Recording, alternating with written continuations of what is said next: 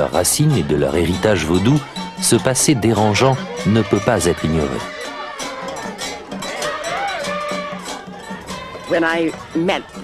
Quand j'ai rencontré les marchands d'esclaves, j'ai été choquée de les voir si fiers d'eux-mêmes. Mais sans eux, je ne serais jamais née en Amérique.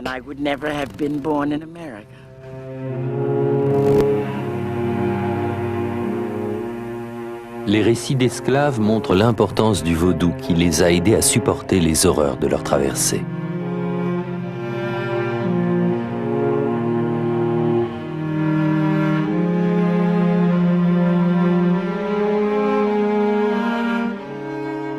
Un jour, des étrangers nous ont capturés. Ils m'ont emmené sur la côte. C'est là que j'ai vu pour la première fois un bateau d'esclaves et ça m'a rempli d'étonnement, puis de terreur, lorsqu'ils m'ont amené à bord et que des membres de l'équipage m'ont inspecté pour voir si j'étais solide. J'ai pensé que j'étais entré dans un monde de mauvais esprits vaudous et qu'ils allaient me tuer.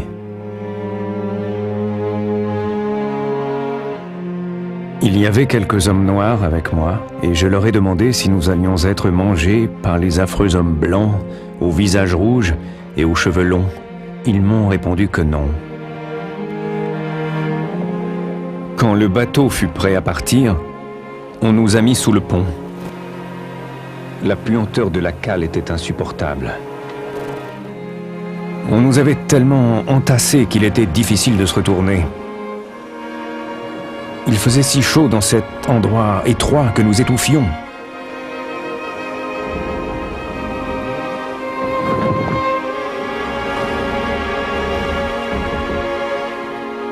L'air malsain, chargé d'odeurs nauséabondes, provoqua une épidémie dont beaucoup moururent.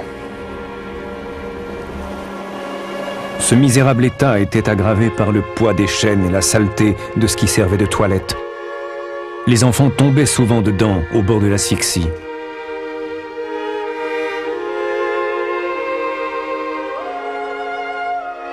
Les cris des femmes et les râles des mourants augmentaient l'horreur de cette situation déjà difficile.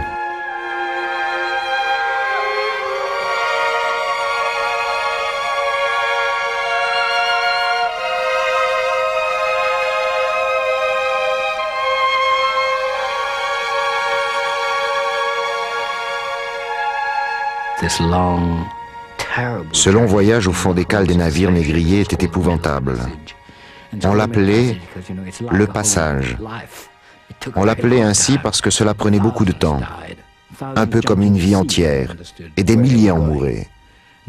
Beaucoup se jetaient dans la mer lorsqu'ils comprenaient où ils allaient. Puis c'était l'arrivée dans le nouveau monde. Et on vous mettait en vente. Vous imaginez ça? Un prix affiché au mur. Acheté et vendu comme du bétail. C'est une sorte de mort collective. Il n'y a rien autour de vous qui ressemble à quelque chose que vous connaissez déjà. Rien du tout. Ce n'est pas comme quand on est fait prisonnier par son ennemi. Un grand nombre de ces esclaves avaient été capturés en Afrique, dans l'une de ces guerres tribales. Mais là, c'est très différent, complètement différent. Un monde entièrement inconnu. Alors on peut comprendre le rôle capital que la religion a joué pour les Noirs dans le Nouveau Monde. Avant toute chose, c'était une manière de se souvenir de l'Afrique, le continent d'où ils venaient. La seule manière de dire aux générations suivantes, nous venons d'une autre civilisation. Il existe pour nous une autre vie qui nous appartient autant que celle-ci. Cette religion est devenue l'expression de leur aspiration, de leurs espoirs, de leurs rêves de liberté partout dans le Nouveau Monde. En Amérique du Nord, en Amérique du Sud, aux Antilles, les religions se sont mélangées, religion africaine et religion chrétienne. Dans les Antilles surtout, on retrouve ce mélange sous toutes les formes possibles, de la religion la plus profondément africaine à la plus strictement anglicane. La religion était devenue le seul langage possible pour exprimer son rêve d'être un homme libre.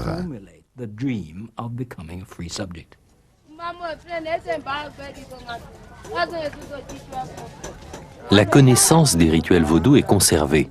Les marchés d'Afrique occidentale regorgent encore des herbes, des poudres et des fétiches nécessaires à l'évocation des dieux et des esprits.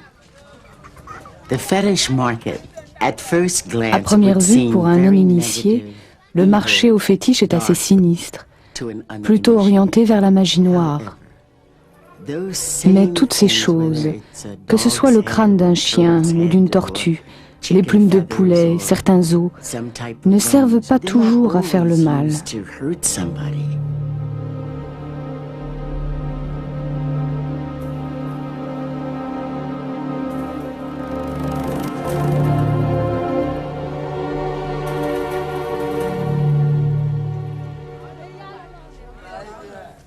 Ces potions vaudou obéissent à une multitude de recettes possibles.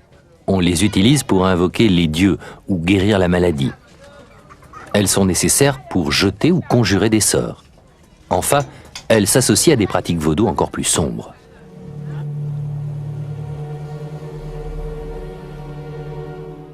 Loin de leur foyer, les esclaves africains n'étaient pas pour autant coupés de leurs croyances vaudou et emportèrent leurs dieux et leurs fétiches à travers l'Atlantique.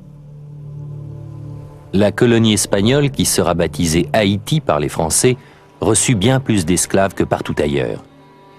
C'est là que se trouvent les vraies racines du vaudou dans le Nouveau Monde.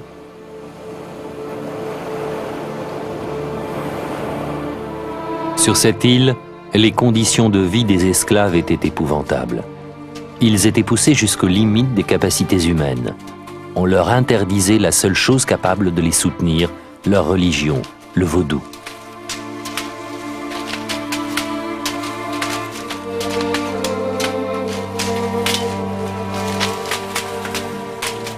Chaque esclave trouvé avec un fétiche sur lui était jeté en prison, pendu ou fouetté à mort.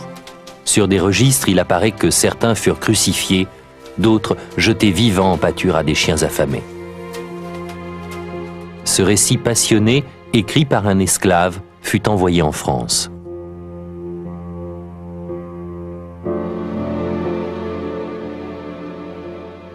N'ont-ils pas pris des hommes pour les pendre la tête en bas, les noyer dans des sacs, les crucifier sur des poteaux, les enterrer vivants, les broyer dans du mortier? Après les avoir fouettés, n'ont-ils pas laissé les corps vivants sur des fourmilières ou encore rongés par les vers? Ne les ont-ils pas attachés à un pieu dans les marais, puis abandonnés aux moustiques? Ne les ont-ils pas jetés dans des chaudrons de sirop de canne bouillant? N'ont-ils pas mis des hommes et des femmes dans des tonneaux cloués qu'ils ont ensuite roulés dans les précipices? On ne peut même pas imaginer à quel point les conditions de vie sur les plantations étaient terribles. Chaque année, 20 à 25 000 esclaves mouraient des abus les plus ignobles. Il y avait des propriétaires de plantations qui portaient sur eux des marteaux uniquement pour clouer sur les arbres les oreilles coupées des gens qu'ils torturaient au cours de leur ronde journalière. Durant les 20 dernières années d'existence de la colonie, 300 000 esclaves furent amenés en Haïti, en grande partie à cause du dépeuplement des plantations. Beaucoup d'esclaves sont morts, beaucoup se sont enfuis à l'intérieur de l'île. Là, ils ont formé des bandes de hors-la-loi en se faisant appeler les marrons. C'est ainsi qu'ils ont semé les graines de la première révolte d'esclaves victorieuse en Haïti.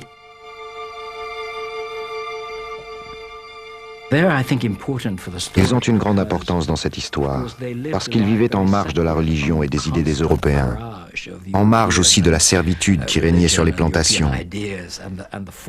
Dans les Antilles, les communautés de nègres marrons étaient des lieux où les coutumes africaines étaient préservées, bien plus que sur les plantations. C'était un peuple indépendant et fier d'avoir renié l'esclavage, fier d'avoir pris la fuite à la recherche de sa liberté. Ils étaient ouvertement en guerre contre les planteurs et le gouvernement colonial.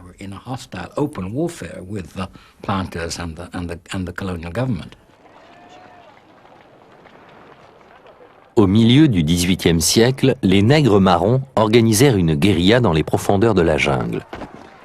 Ils étaient armés de fusils, de machettes, de couteaux, mais leur arme la plus puissante était la peur engendrée par le vaudou.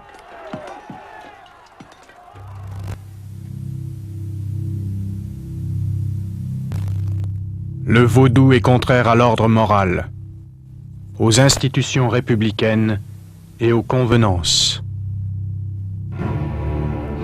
La commission a arrêté ce qui suit. Les rassemblements vaudous sont strictement interdits. Tout citoyen participant à de telles activités sera arrêté et emprisonné. Les récidivistes seront exécutés. Le vaudou lui-même fut interdit. En fait, si on surprenait une personne participant à un rite vaudou, elle était immédiatement tuée. Cela révolta profondément les esclaves. La foi fut la plus forte. Le vaudou devint le cri de ralliement de la révolte des esclaves. La cruauté qui régnait était sans mesure. Elle ne pouvait qu'engendrer une réaction. Le vaudou a permis l'organisation de plusieurs révoltes, dont la plus célèbre est sans doute celle de Makandal. Dans les années 1740, Makandal empoisonna les puits des Blancs dans tout le pays. Le prophète manchot François Makandal était un prêtre vaudou. Il fut le premier héros de la révolte des esclaves, faisant régner la terreur pendant 18 ans en réponse à la brutalité des Français. Makandal empoisonnait les puits et utilisait le vaudou pour répandre la panique dans toute l'île. Des détails sur la vague de terreur engendrée par Makandal atteignirent bientôt Paris. Il dirige une école où il enseigne son art diabolique. Il a des adeptes aux quatre coins de la colonie et la mort est à ses ordres. En 1758, Makandal fut finalement capturé et condamné à mourir sur le bûcher. Dans une prophétie, il annonça qu'aucune autorité blanche ne pourrait le tuer, qu'il se métamorphoserait au moment de sa mort et deviendrait un esprit vaudou. Lors de son exécution publique, le bûcher, envahi par les flammes, s'effondra sous lui. Ses fers se détachèrent et il tomba sur le sol. Les disciples de Makandal furent persuadés que la prophétie s'était réalisée. L'influence du vaudou n'en fut que renforcée et l'autorité de l'Église chrétienne en fut, elle, sérieusement ébranlée. Oui, en vérité, toute l'histoire du vaudou en Haïti n'est faite que de luttes, de batailles. Tous les chrétiens s'étaient rassemblés, les catholiques et les protestants, pour éliminer le vaudou. Les esclaves devaient être baptisés le premier jour de leur arrivée en Haïti. Cela faisait partie du processus de dépersonnalisation. Tout était fait pour réduire l'esclave à la condition animale. Beaucoup de gens pensent qu'il faut voir dans cette affaire une lutte à mort entre le christianisme et le vaudou. Bien sûr, cette lutte a toujours été là. En Haïti, de nos jours, si vous parlez à des prêtres catholiques, et en particulier aux évangélistes, ils considèrent encore qu'ils doivent consacrer leur vie à éradiquer toute trace de ces pratiques païennes et africaines parmi la population.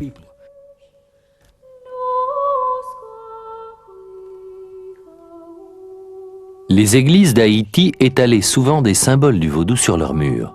Dans le meilleur des cas, un semblant de paix régnait entre les deux religions. Pourtant, c'est l'Église qui dirigea une campagne de diabolisation du vaudou, l'accusant de magie noire.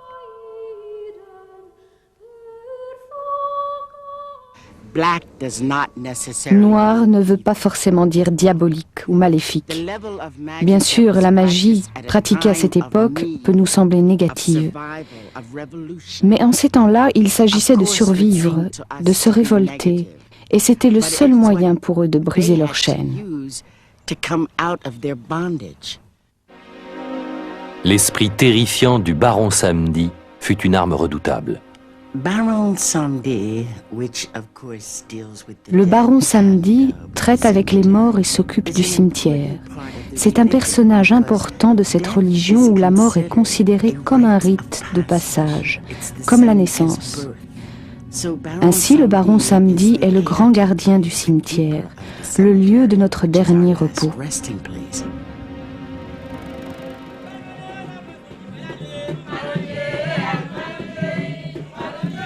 La révolte des nègres marrons se renforça.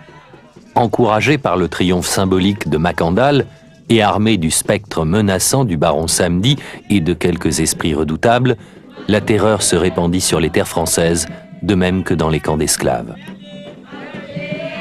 Le XVIIIe siècle touchait à sa fin. Les révolutions avaient ébranlé l'Amérique du Nord et la France. En Haïti, un nouveau leader fit son apparition parmi les marrons. Boukman était un esclave et un prêtre vaudou au physique imposant et au pouvoir surnaturel. Il invoqua les esprits et prêcha la révolte au cours de réunions secrètes et de cérémonies vaudou.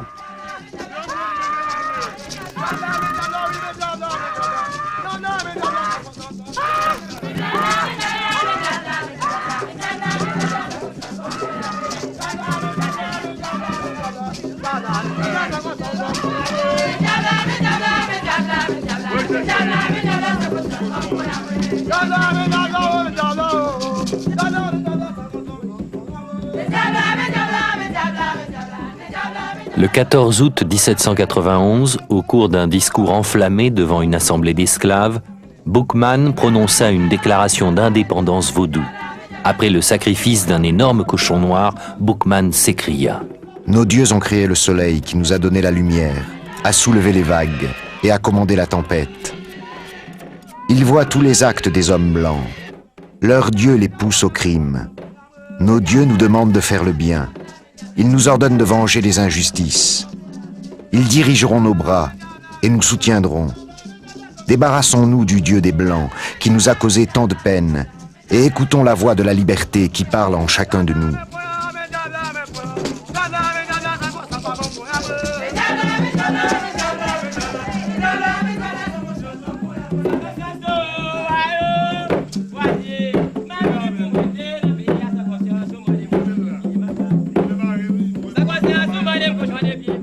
Boukman étudia avec attention les échecs des anciennes révoltes d'esclaves, en particulier celle de Macandal.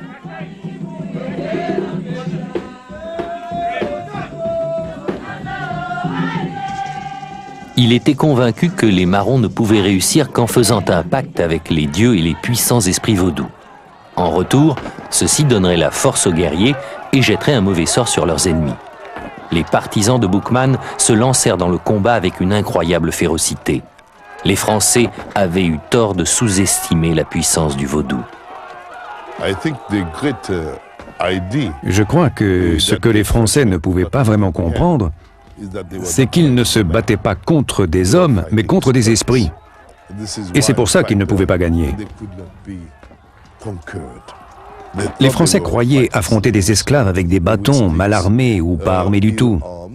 En réalité, chaque homme était en transe. Ils étaient tous possédés. C'était une guerre culturelle entre nos esprits et la technologie occidentale moderne. Je crois que là est la raison de notre immense succès dans cette guerre qui fit tant de bruit dans le monde.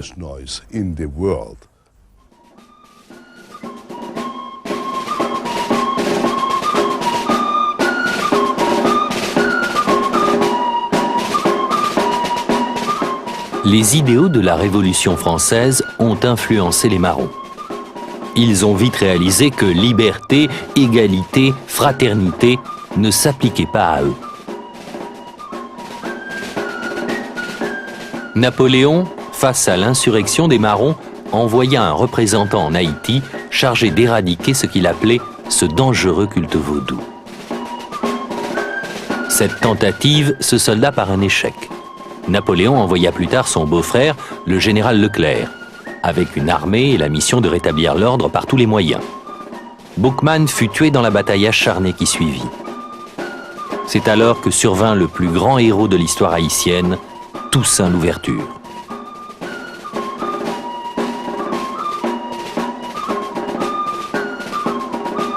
Petit-fils d'un chef de tribu africain et élevé par un maître éclairé, Toussaint eut le génie d'associer les traditions vaudou à une stratégie militaire de pointe. À partir de petits groupes d'esclaves mal armés, il organisa une unité de combat qu'il conduisit au succès dans la plus grande révolte d'esclaves de l'histoire de l'humanité.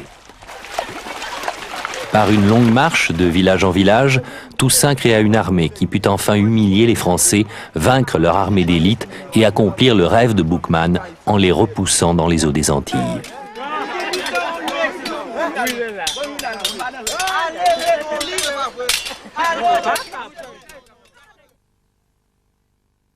Toussaint Louverture ne vécut pas assez longtemps pour assister à l'émancipation du peuple qu'il avait guidé.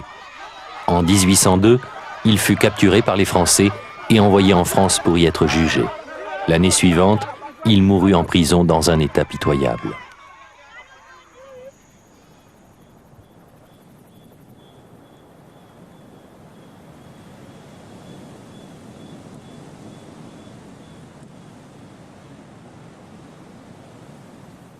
La révolte d'esclaves d'Haïti fut à l'origine d'une nation unique en son genre, la première république noire indépendante, fondée sur des croyances religieuses, c'est-à-dire sur le vaudou. Depuis son introduction dans le Nouveau Monde, le vaudou n'a cessé d'exercer son influence tout en inspirant la peur. Si le christianisme brandit le feu et le soufre, le vaudou, lui, a ses zombies.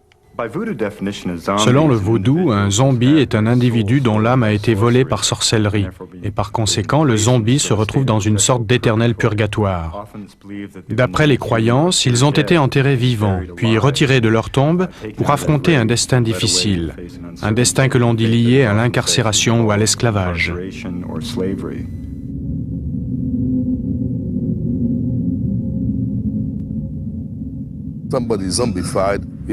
Si quelqu'un est transformé en zombie, c'est qu'il a commis un crime contre la société, un crime grave qui serait puni de mort ou d'emprisonnement dans d'autres pays, ou bien passé au peloton d'exécution.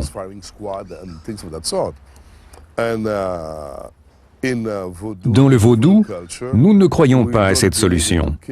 En fait, le « tu ne tueras point » fait partie de la religion vaudou, de ses principes même. Alors, plutôt que de tuer une personne, on la met au banc de la société. Comme on dit chez nous, on passe la personne par le sol. Au départ, j'ai été envoyé en Haïti parce qu'une équipe d'éminents médecins pensait avoir trouvé le premier zombie. L'individu avait été déclaré mort dans un dispensaire médical moderne, puis était revenu au royaume des vivants des années plus tard. Ces médecins ne croyaient pas à la magie et ce cas les intrigua. Si vous n'y croyez pas, il vous faut une explication. Alors ils s'intéressèrent aux rumeurs sur un poison populaire, susceptible de provoquer une mort apparente très profonde et de tromper une équipe de scientifiques occidentaux.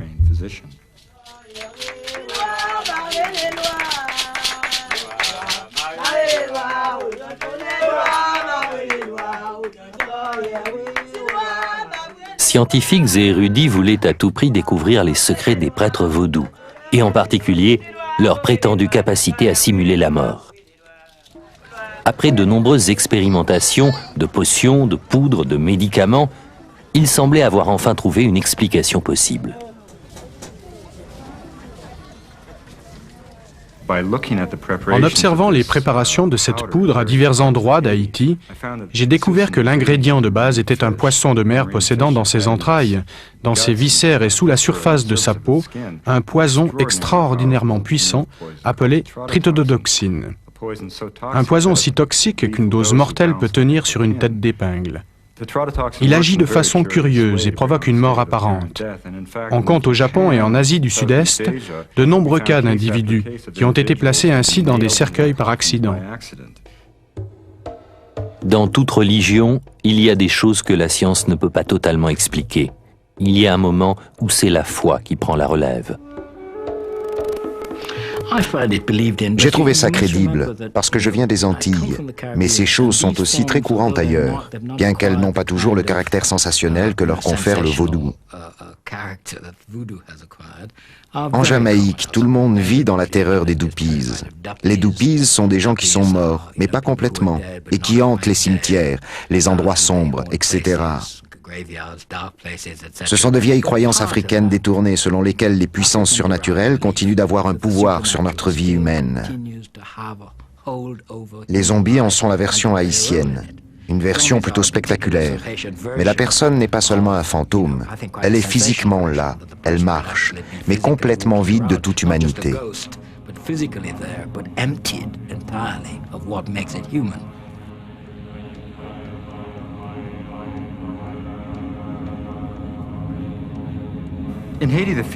En Haïti, ce ne sont pas les zombies qui sont effrayants comme dans les films. On a surtout peur d'en devenir un. Peur d'avoir à errer sans fin dans un purgatoire sans pouvoir compléter le cycle naturel de la vie et de la mort. Il s'agit presque d'une sanction sociale, un châtiment si vous voulez, quelque chose d'analogue à la chaise électrique. Peu importe avec quelle fréquence cette sanction tombe, on sait qu'elle peut arriver et apparemment l'est déjà. Les chefs haïtiens se sont servis du vaudou depuis Macandal jusqu'à aujourd'hui. Certains ont utilisé les puissances négatives du vaudou pour dominer leurs partisans. Personne n'a mieux exploité le vaudou que le célèbre François Duvalier, Papa Doc.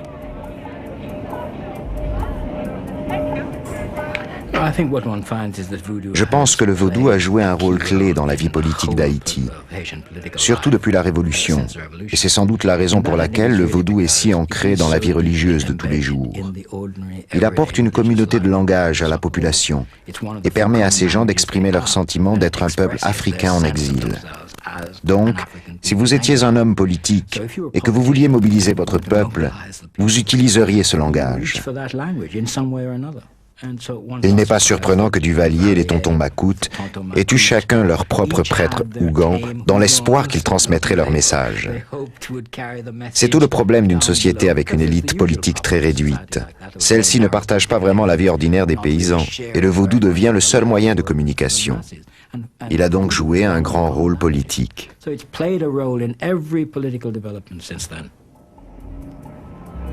Papa Doc a nommé des prêtres vaudous dans son gouvernement. Il les obligea à communiquer ses messages et les força à espionner leurs propres fidèles. Papa Doc, en bon haïtien, a certainement été un adepte du vaudou.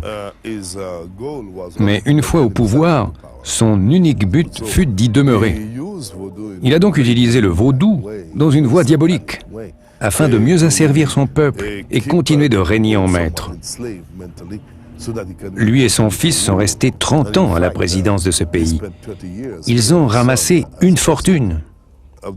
Certains prétendent que 800 millions de dollars ont quitté le sol haïtien pour les coffres des banques suisses. Là, ce n'est plus du vaudou.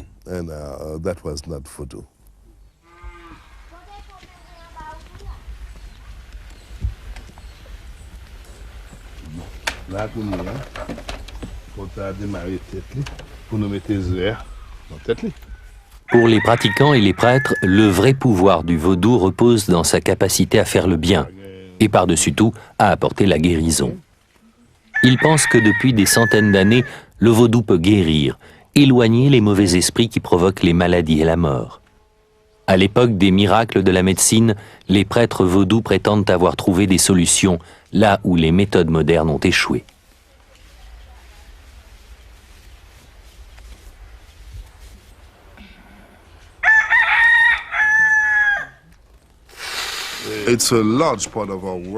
La plus grande partie de notre travail consiste à éloigner ces mauvais esprits que nous appelons les esprits de la mort dévoilée. Après cela, la personne se sent tout de suite mieux.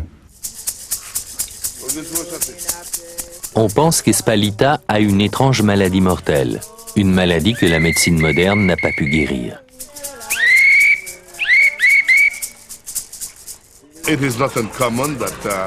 En général, ils commencent par aller à l'hôpital.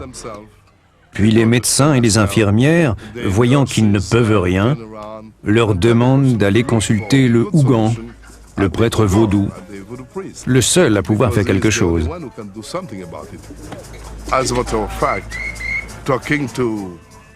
En ce qui concerne Espalita, ils disent qu'elle est allée dans 3 hôpitaux différents pendant 1 an et demi avant de venir aujourd'hui ici se faire traiter.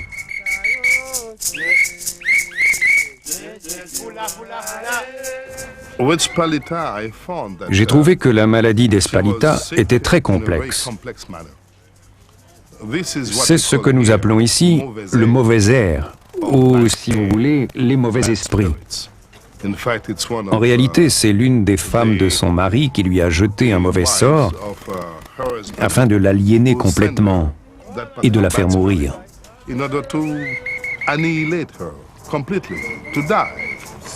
La maladie s'est portée sur les articulations qui la font souffrir. Elle avait des migraines en permanence et des douleurs dans le bas du cou qui étaient très raides. Pour nous, c'est le premier signe de la mort.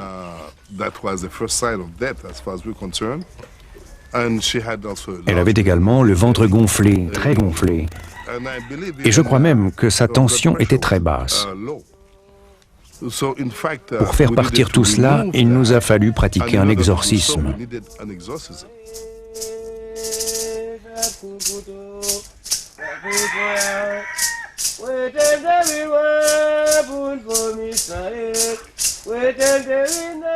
C'est ce que les prêtres vaudous africains pratiquent depuis des siècles.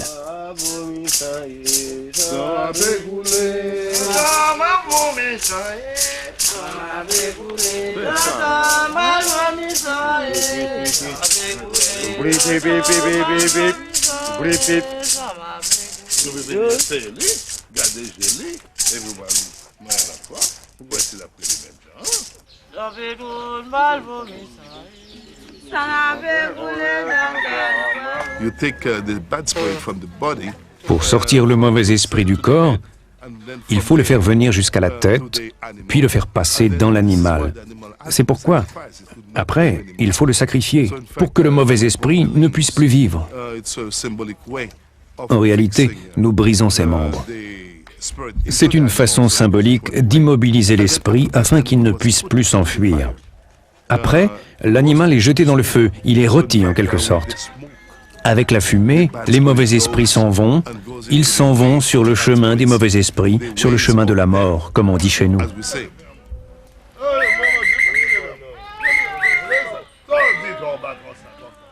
Pour les chrétiens, de tels rituels sont considérés comme païens et diaboliques. Bien sûr, ces pratiques ont vite été associées au mal. Elles sont en fait très proches des pratiques jugées païennes et occultes, longtemps combattues par le christianisme. Certains même doivent penser que cette façon de vouloir matérialiser le monde spirituel est une attitude très primitive. Mais le christianisme fait la même chose. La prière est bien un moyen de faire venir Dieu à nos côtés. Dans la religion africaine, les gens ne font qu'utiliser une autre méthode.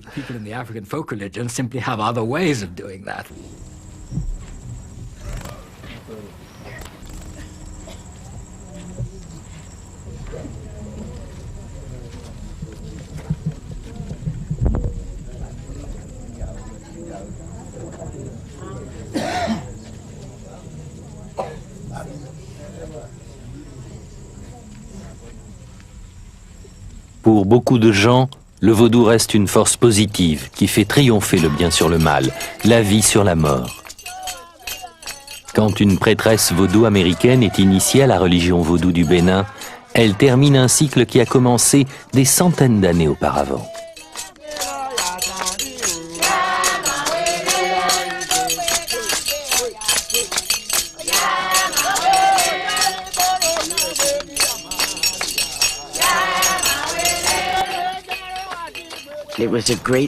Ce fut une grande cérémonie.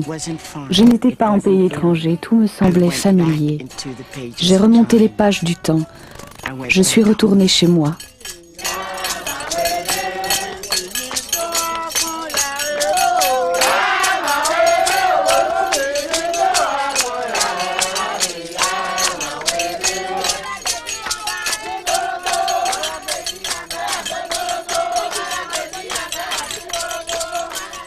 Il y a plus de 400 ans, les premiers esclaves arrivèrent dans le Nouveau Monde avec leurs dieux et leurs fétiches. Le vaudou a survécu à toutes les persécutions.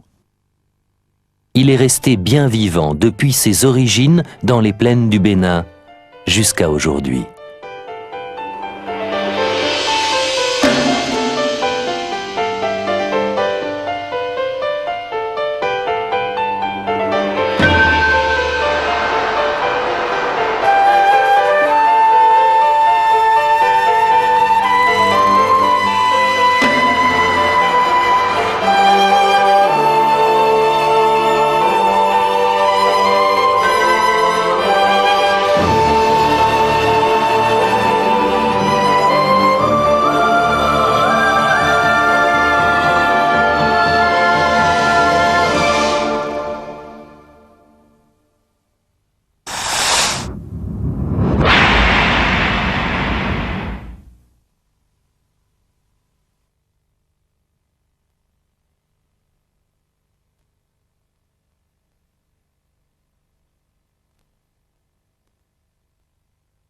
Que ce soit le crâne d'un chien ou d'une tortue, les plumes de poulet, certains os, ne servent pas toujours à faire le mal.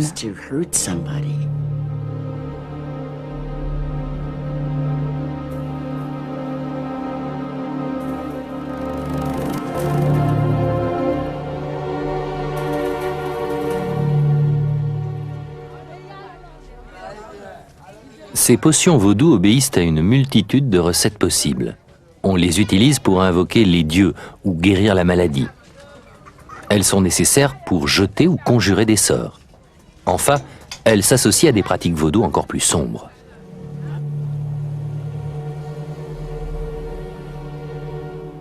Loin de leur foyer, les esclaves africains n'étaient pas pour autant coupés de leurs croyances vaudou et emportèrent leurs dieux et leurs fétiches à travers l'Atlantique.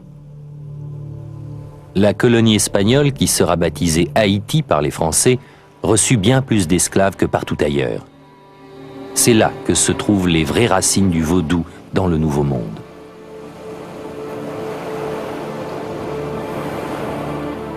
Sur cette île, les conditions de vie des esclaves étaient épouvantables.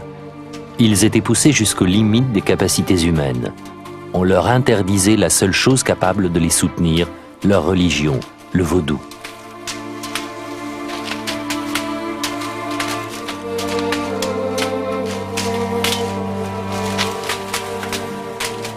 Chaque esclave trouvé avec un fétiche sur lui était jeté en prison, pendu ou fouetté à mort.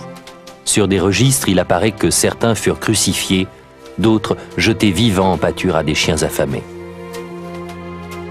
Ce récit passionné, écrit par un esclave, fut envoyé en France.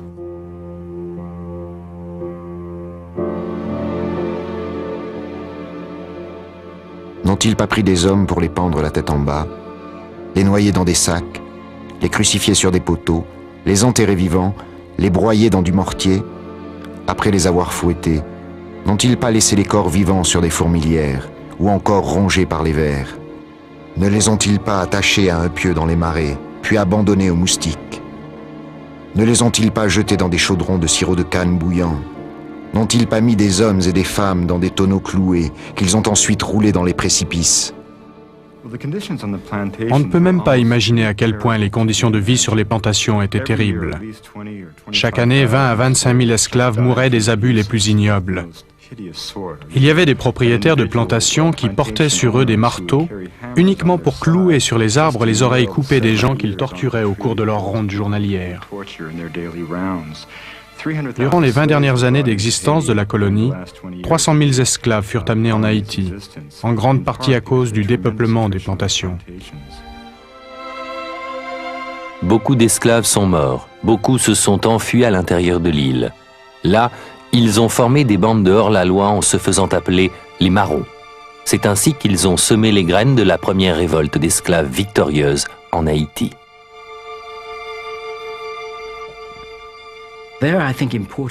Ils ont une grande importance dans cette histoire, parce qu'ils vivaient en marge de la religion et des idées des Européens, en marge aussi de la servitude qui régnait sur les plantations.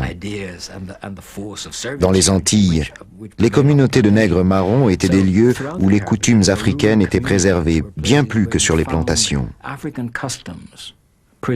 C'était un peuple indépendant et fier d'avoir renié l'esclavage, fier d'avoir pris la fuite à la recherche de sa liberté. Ils étaient ouvertement en guerre contre les planteurs et le gouvernement colonial.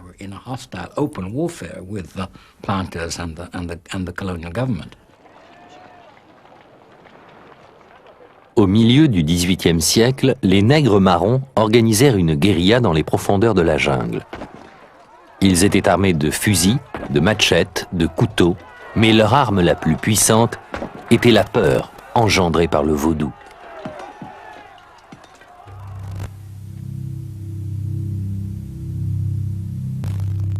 Le vaudou est contraire à l'ordre moral, aux institutions républicaines et aux convenances. La commission a arrêté ce qui suit.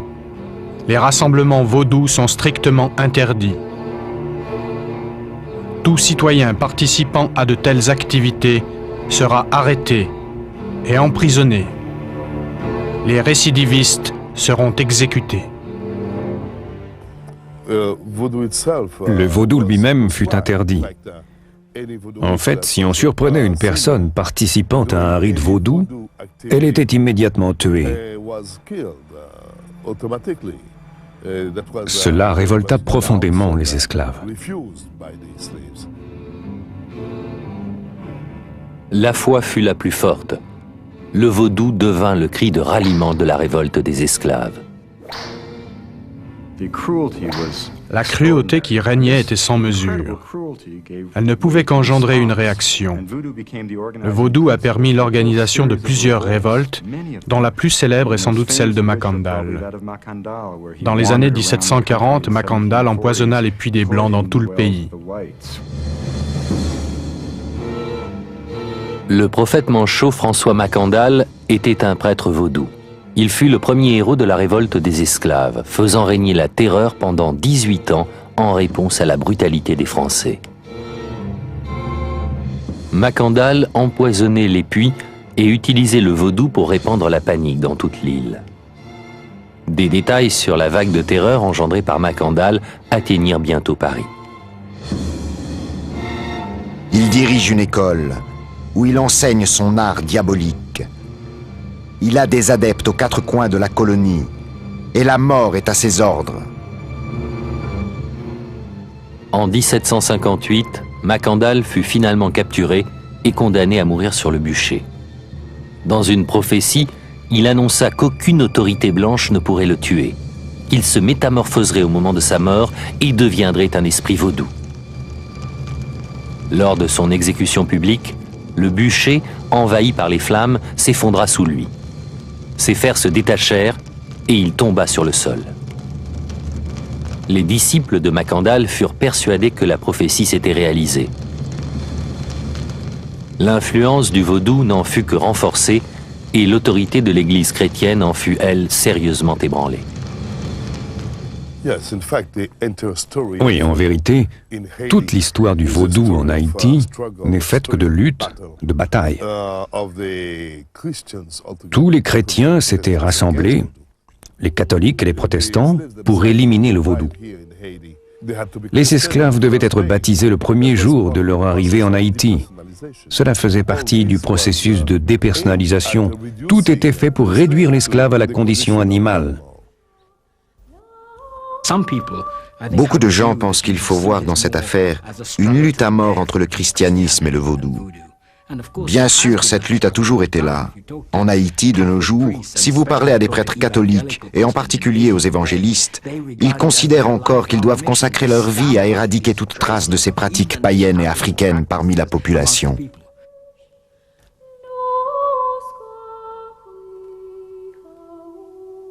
Les églises d'Haïti étalaient souvent des symboles du vaudou sur leurs murs. Dans le meilleur des cas, un semblant de paix régnait entre les deux religions. Pourtant, c'est l'Église qui dirigea une campagne de diabolisation du vaudou, l'accusant de magie noire.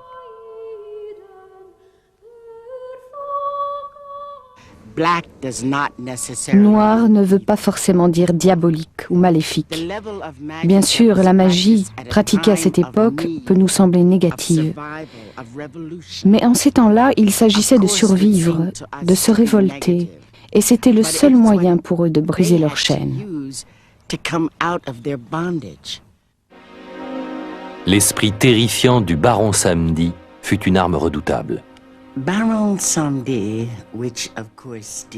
Le baron Samedi traite avec les morts et s'occupe du cimetière. C'est un personnage important de cette religion où la mort est considérée comme un rite de passage, comme la naissance. Ainsi, le baron Samedi est le grand gardien du cimetière, le lieu de notre dernier repos.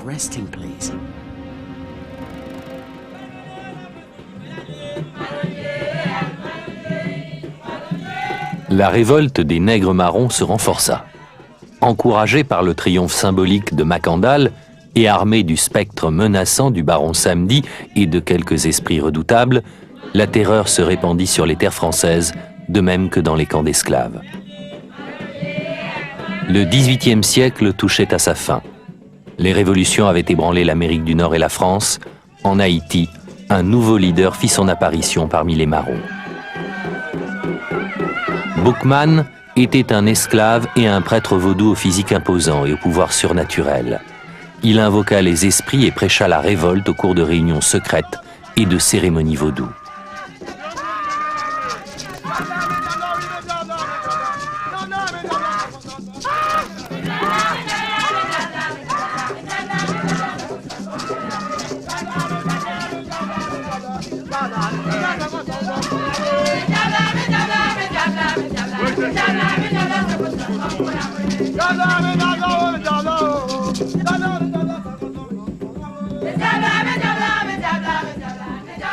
Le 14 août 1791, au cours d'un discours enflammé devant une assemblée d'esclaves, Boukman prononça une déclaration d'indépendance vaudou.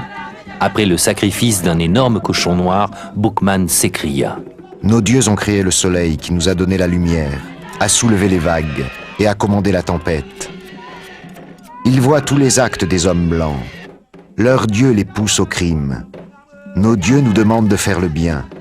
Ils nous ordonnent de venger les injustices. Ils dirigeront nos bras et nous soutiendront. Débarrassons-nous du Dieu des Blancs qui nous a causé tant de peine et écoutons la voix de la liberté qui parle en chacun de nous. »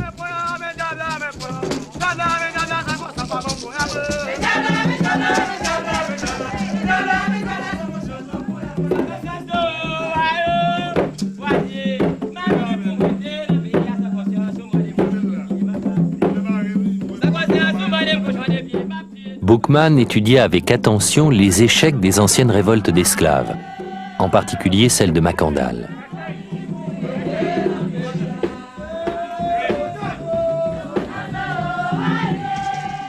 Il était convaincu que les Marrons ne pouvaient réussir qu'en faisant un pacte avec les dieux et les puissants esprits vaudous.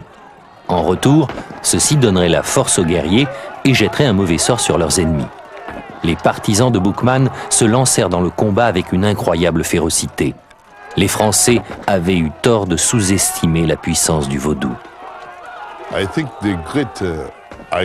Je crois que ce que les Français ne pouvaient pas vraiment comprendre, c'est qu'ils ne se battaient pas contre des hommes, mais contre des esprits. Et c'est pour ça qu'ils ne pouvaient pas gagner. Les Français croyaient affronter des esclaves avec des bâtons, mal armés ou pas armés du tout. En réalité, chaque homme était en transe. Ils étaient tous possédés. C'était une guerre culturelle entre nos esprits et la technologie occidentale moderne. Je crois que là est la raison de notre immense succès dans cette guerre qui fit tant de bruit dans le monde.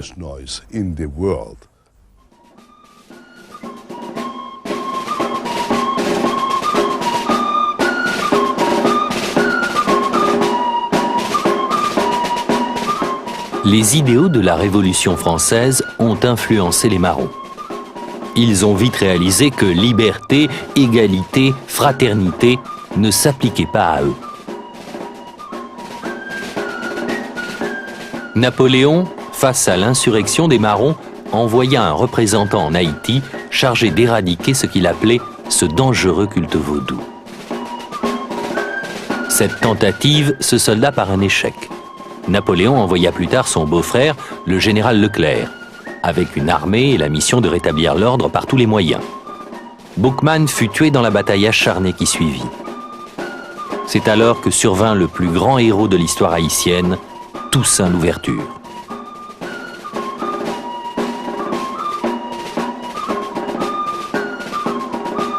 Petit-fils d'un chef de tribu africain et élevé par un maître éclairé, Toussaint eut le génie d'associer les traditions vaudou à une stratégie militaire de pointe.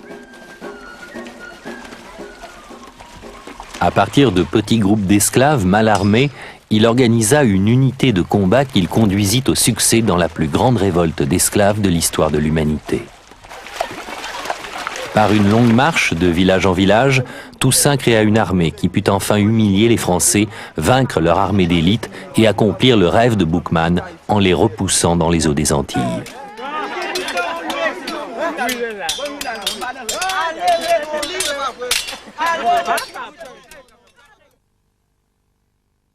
Toussaint Louverture ne vécut pas assez longtemps pour assister à l'émancipation du peuple qu'il avait guidé.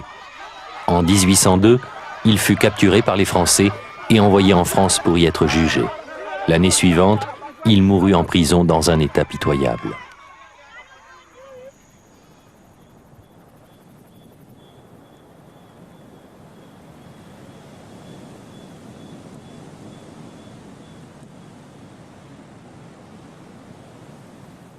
La révolte d'esclaves d'Haïti fut à l'origine d'une nation unique en son genre, la première république noire indépendante, fondée sur des croyances religieuses, c'est-à-dire sur le vaudou. Depuis son introduction dans le Nouveau Monde, le vaudou n'a cessé d'exercer son influence tout en inspirant la peur. Si le christianisme brandit le feu et le soufre, le vaudou, lui, a ses zombies. Selon le vaudou, un zombie est un individu dont l'âme a été volée par sorcellerie, et par conséquent, le zombie se retrouve dans une sorte d'éternel purgatoire. D'après les croyances, ils ont été enterrés vivants, puis retirés de leur tombe pour affronter un destin difficile, un destin que l'on dit lié à l'incarcération ou à l'esclavage.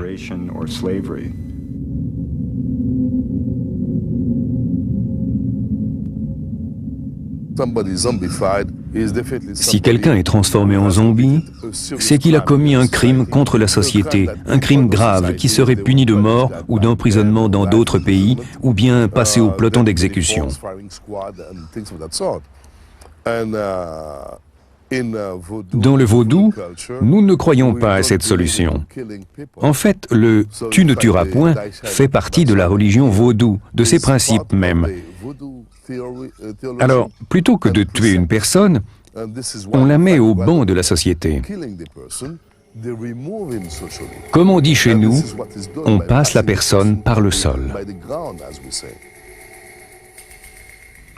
Au départ, j'ai été envoyé en Haïti parce qu'une équipe d'éminents médecins pensait avoir trouvé le premier zombie. L'individu avait été déclaré mort dans un dispensaire médical moderne, puis était revenu au royaume des vivants des années plus tard. Ces médecins ne croyaient pas à la magie et ce cas les intrigua. Si vous n'y croyez pas, il vous faut une explication. Alors ils s'intéressèrent aux rumeurs sur un poison populaire, susceptible de provoquer une mort apparente très profonde et de tromper une équipe de scientifiques occidentaux.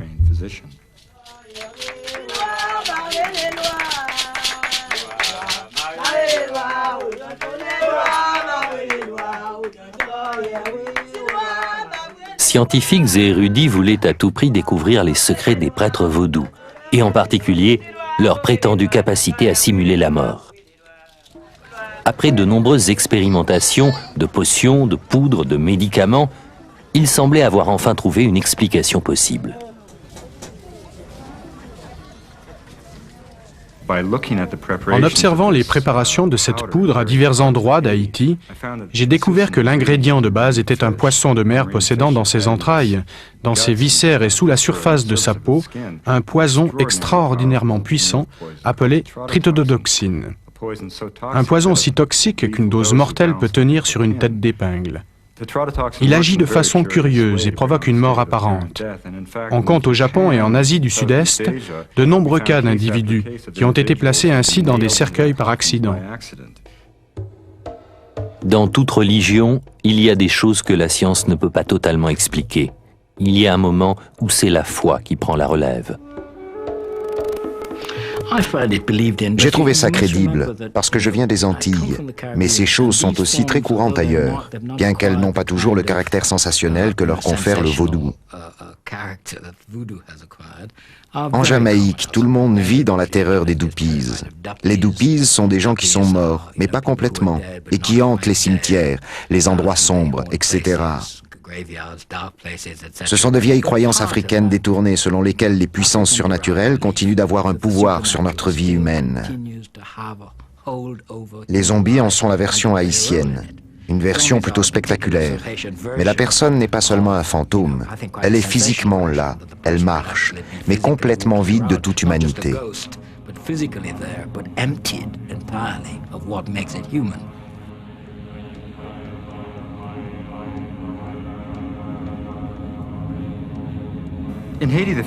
En Haïti, ce ne sont pas les zombies qui sont effrayants comme dans les films. On a surtout peur d'en devenir un.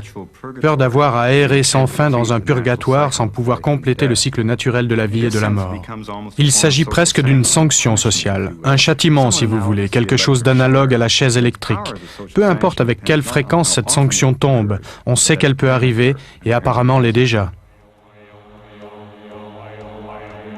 Les chefs haïtiens se sont servis du vaudou depuis Macandal jusqu'à aujourd'hui. Certains ont utilisé les puissances négatives du vaudou pour dominer leurs partisans. Personne n'a mieux exploité le vaudou que le célèbre François Duvalier, Papa Doc.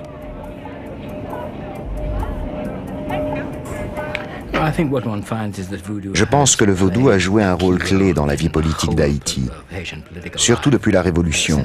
Et c'est sans doute la raison pour laquelle le vaudou est si ancré dans la vie religieuse de tous les jours. Il apporte une communauté de langage à la population et permet à ces gens d'exprimer leur sentiment d'être un peuple africain en exil. Donc, si vous étiez un homme politique et que vous vouliez mobiliser votre peuple, vous utiliseriez ce langage. Il n'est pas surprenant que Duvalier et les tontons Macoute aient eu chacun leur propre prêtre Ougan dans l'espoir qu'ils transmettraient leur message. C'est tout le problème d'une société avec une élite politique très réduite. Celle-ci ne partage pas vraiment la vie ordinaire des paysans et le vaudou devient le seul moyen de communication. Il a donc joué un grand rôle politique.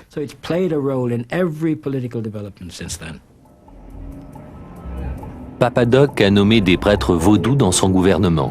Il les obligea à communiquer ses messages et les força à espionner leurs propres fidèles.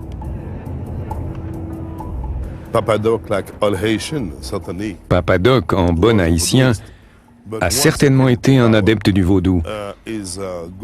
Mais une fois au pouvoir, son unique but fut d'y demeurer. Il a donc utilisé le vaudou dans une voie diabolique, afin de mieux asservir son peuple et continuer de régner en maître.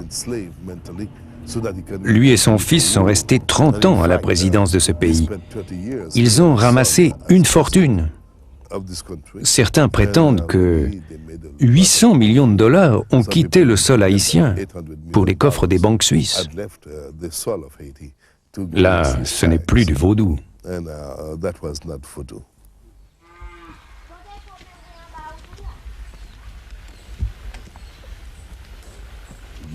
Là, quand tu as démarré tête, pour nous mettre tes heures dans tête.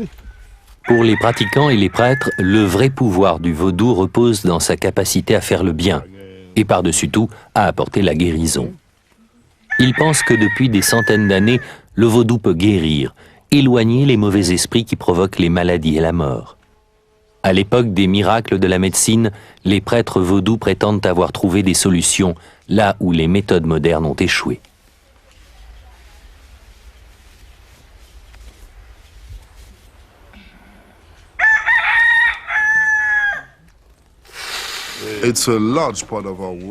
La plus grande partie de notre travail consiste à éloigner ces mauvais esprits que nous appelons les esprits de la mort dévoilée. Après cela, la personne se sent tout de suite mieux. On pense qu'Espalita a une étrange maladie mortelle, une maladie que la médecine moderne n'a pas pu guérir.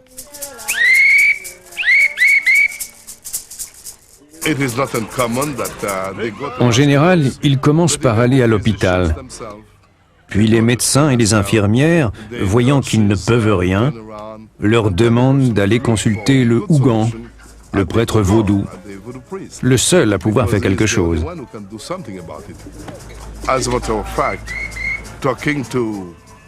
En ce qui concerne Espalita, ils disent qu'elle est allée dans 3 hôpitaux différents pendant 1 an et demi avant de venir aujourd'hui ici se faire traiter.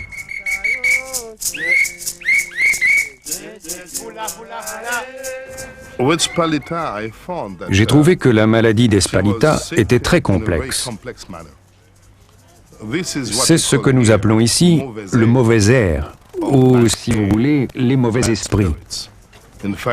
En réalité, c'est l'une des femmes de son mari qui lui a jeté un mauvais sort afin de l'aliéner complètement et de la faire mourir.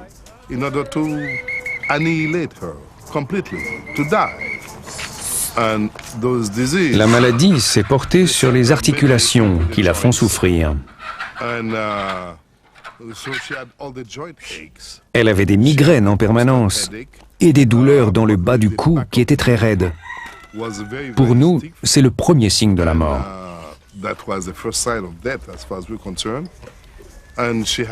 Elle avait également le ventre gonflé, très gonflé.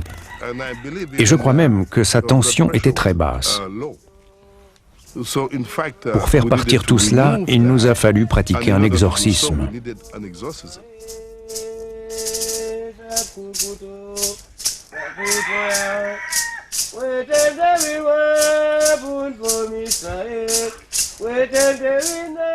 C'est ce que les prêtres vaudous africains pratiquent depuis des siècles.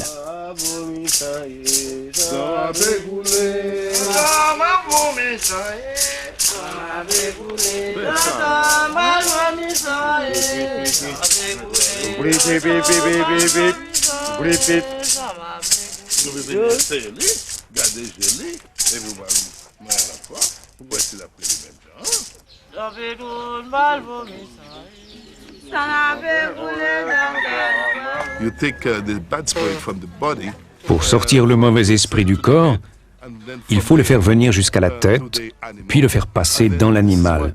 C'est pourquoi, après, il faut le sacrifier pour que le mauvais esprit ne puisse plus vivre. En réalité, nous brisons ses membres.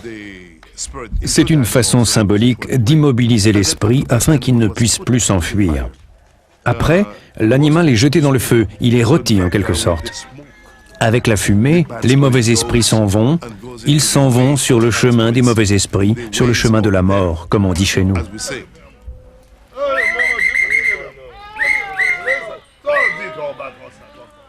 Pour les chrétiens, de tels rituels sont considérés comme païens et diaboliques. Bien sûr, ces pratiques ont vite été associées au mal. Elles sont en fait très proches des pratiques jugées païennes et occultes, longtemps combattues par le christianisme. Certains même doivent penser que cette façon de vouloir matérialiser le monde spirituel est une attitude très primitive. Mais le christianisme fait la même chose. La prière est bien un moyen de faire venir Dieu à nos côtés. Dans la religion africaine, les gens ne font qu'utiliser une autre méthode.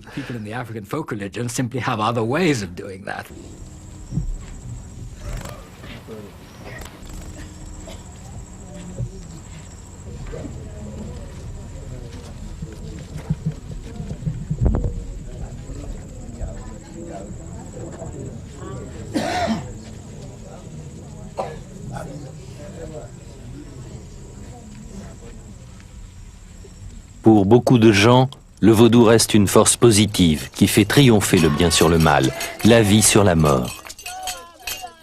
Quand une prêtresse vaudou américaine est initiée à la religion vaudou du Bénin, elle termine un cycle qui a commencé des centaines d'années auparavant.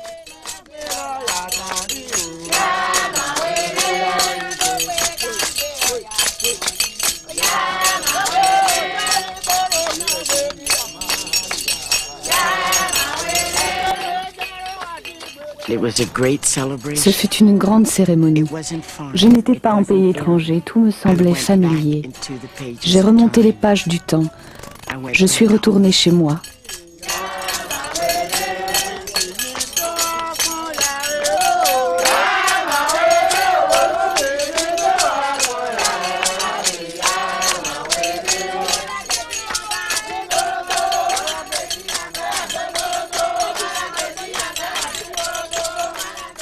Il y a plus de 400 ans, les premiers esclaves arrivèrent dans le Nouveau Monde avec leurs dieux et leurs fétiches.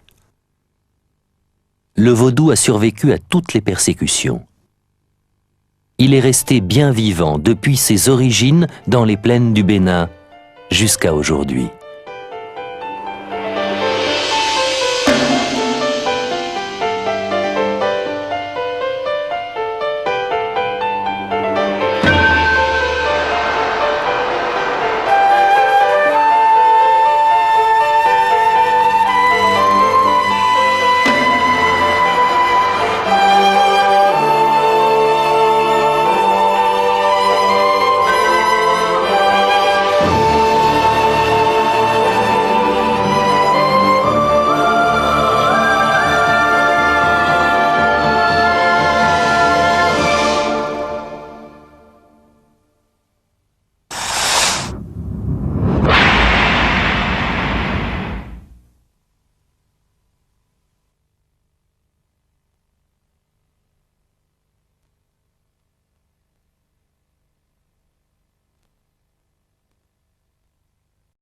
Le vaudou lui-même fut interdit.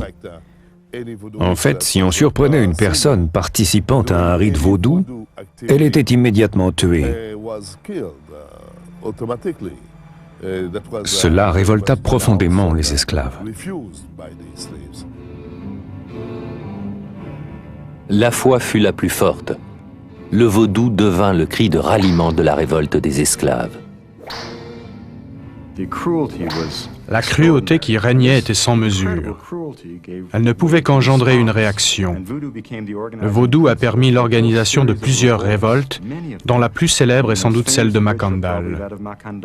Dans les années 1740, Makandal empoisonna les puits des Blancs dans tout le pays.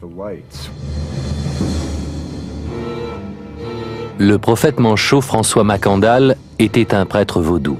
Il fut le premier héros de la révolte des esclaves, faisant régner la terreur pendant 18 ans en réponse à la brutalité des Français. Makandal empoisonnait les puits et utilisait le vaudou pour répandre la panique dans toute l'île. Des détails sur la vague de terreur engendrée par Makandal atteignirent bientôt Paris. Il dirige une école où il enseigne son art diabolique. Il a des adeptes aux quatre coins de la colonie, et la mort est à ses ordres. En 1758, Makandal fut finalement capturé et condamné à mourir sur le bûcher. Dans une prophétie, il annonça qu'aucune autorité blanche ne pourrait le tuer, qu'il se métamorphoserait au moment de sa mort et deviendrait un esprit vaudou. Lors de son exécution publique, le bûcher, envahi par les flammes, s'effondra sous lui. Ses fers se détachèrent et il tomba sur le sol. Les disciples de Makandal furent persuadés que la prophétie s'était réalisée. L'influence du vaudou n'en fut que renforcée et l'autorité de l'Église chrétienne en fut, elle, sérieusement ébranlée. Oui, en vérité, toute l'histoire du vaudou en Haïti n'est faite que de luttes, de batailles. Tous les chrétiens s'étaient rassemblés, les catholiques et les protestants, pour éliminer le vaudou. Les esclaves devaient être baptisés le premier jour de leur arrivée en Haïti. Cela faisait partie du processus de dépersonnalisation. Tout était fait pour réduire l'esclave à la condition animale. Beaucoup de gens pensent qu'il faut voir dans cette affaire une lutte à mort entre le christianisme et le vaudou. Bien sûr, cette lutte a toujours été là. En Haïti, de nos jours, si vous parlez à des prêtres catholiques, et en particulier aux évangélistes, ils considèrent encore qu'ils doivent consacrer leur vie à éradiquer toute trace de ces pratiques païennes et africaines parmi la population.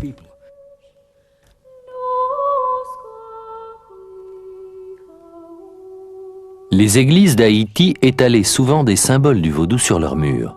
Dans le meilleur des cas, un semblant de paix régnait entre les deux religions. Pourtant, c'est l'Église qui dirigea une campagne de diabolisation du vaudou, l'accusant de magie noire.